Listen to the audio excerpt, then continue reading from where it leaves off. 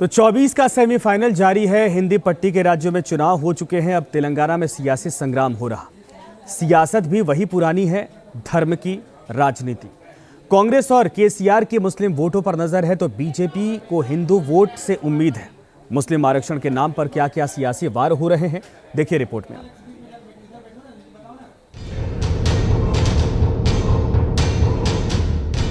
तेलंगाना विधानसभा चुनाव, मुस्लिम आरक्षण पर तनाव। मुस्लिम आरक्षण का खात्मा भारतीय जनता पार्टी करेगी। बीजेपी का सियासी प्रण, नहीं चलेगा तुष्टीकरण। एससी, एसटी और ओबीसी को आरक्षण देंगे। तेलंगाना में दंगल जारी, मुस्लिम वोटों पर नजर भारी।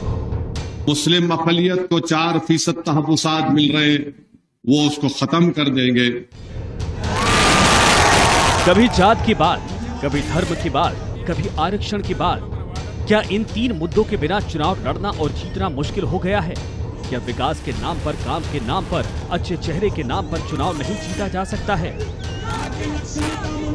मौजूदा चुनाव की सियासी स्क्रिप्ट कुछ ऐसे ही डायलॉग से भरी दिखाई देती है, जिसमें धर्म, जाति और आरक्षण का जोरदार तड़का लगाया गया है।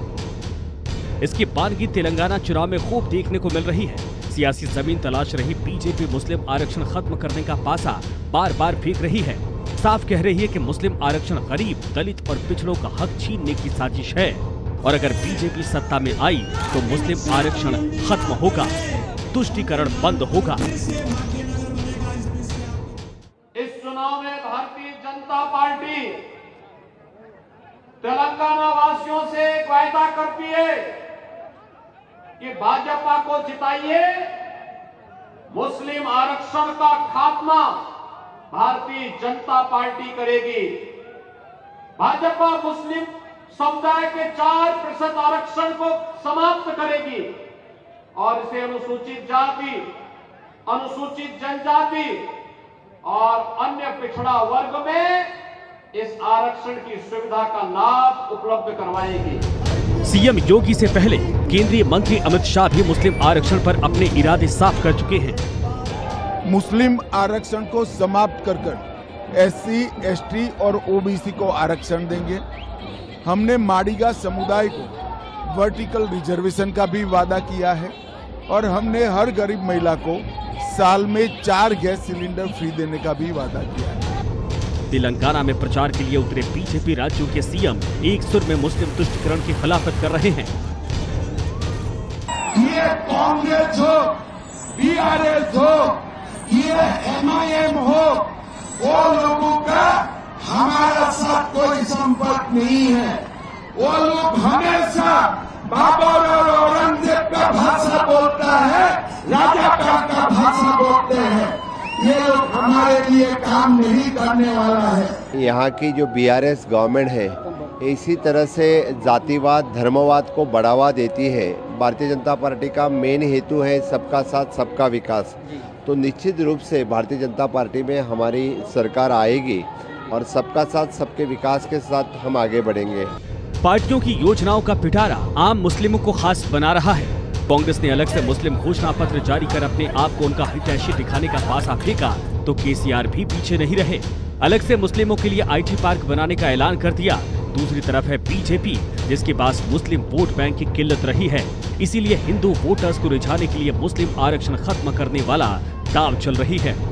बीजेपी नेताओं का बयान आए तो विपक्ष के तेवर तल्ख हो गए।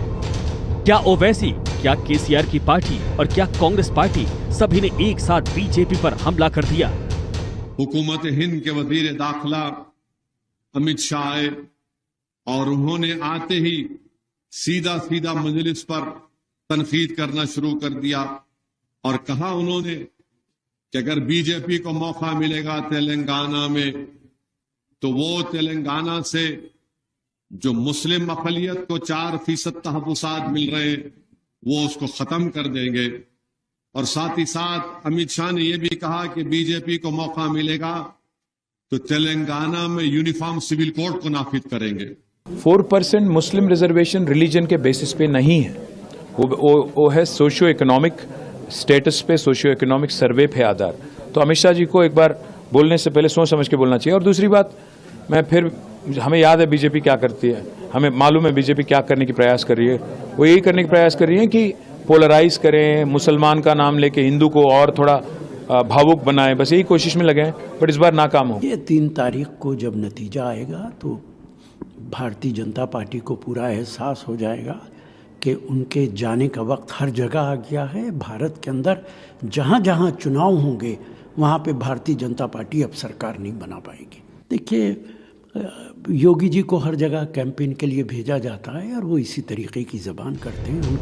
कर्नाटक में मुस्लिमों ने एक मुश्त वोट कांग्रेस को दिया, जिससे तेलंगाना में भी कांग्रेस को विश्वास जगा है। इसीलिए कांग्रेस खुलकर मुस्लिम दाव खेल रही है। कांग्रेस ये नैरेटिव सेट करने में जुटी है कि कांग्रेस ही एकमात्र पार्टी है जो राष्ट्रीय स्तर पर बीजेपी से मुकाबला कर सकती है।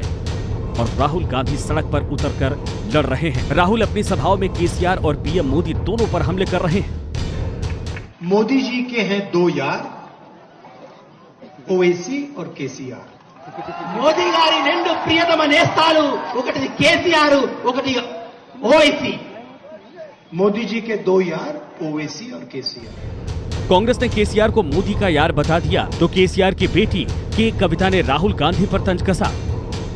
देखिए, राहुल गांधी जी तेलंगाना आते हैं, बिरयानी खाते हैं, पान खाते हैं, अच्छा है, मेहमान है हमारा खाना यहाँ का टेस्ट करके हमारी मेहमान नवाजी टेस्ट करके चले जाए। लेकिन उन्होंने जो भी बातें किए हैं कल कि तेलंगाना, जब इंदिरा जी को तेलंगाना की जरूरत थी, तेलंगाना की जनता उनके साथ थी, लेकिन पूरा गांधी परिवार कभी भी तेलंगाना के जनता के साथ नहीं था।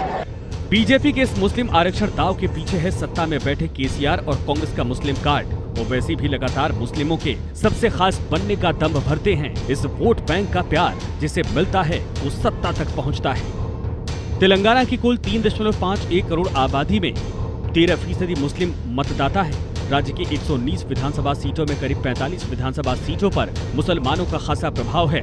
10 सीटों पर 30 से 50% के बीच मुस्लिम आबादी है, जबकि 20 सीटों पर 15 से 20% से 30% के बीच मुस्लिम वोट बैंक है। इसके अलावा 15 सीटों पर 10 से 15% के बीच मुस्लिम वोटर्स हैं। 119 विधानसभा सीटों में ओवैसी की पार्टी AIMIM महज 9 सीटों पर चुनाव लड़ रही है, तो कांग्रेस ने 6 और BRS ने 4 मुस्लिमों को उतारा है। कुल मिलाकर धर्म वाला सियासी दाव दोनों तरफ से चला जा रहा है। सवाल ये उठता है कि बिना धर्म वाला दाव लगाए चुनाव जीतना मुश्किल है। क्या विकास के नाम पर वोट मुश्किल से मिलते हैं? क्या धर्म पर चोट कर वोट पाना आसान है? Team news nation.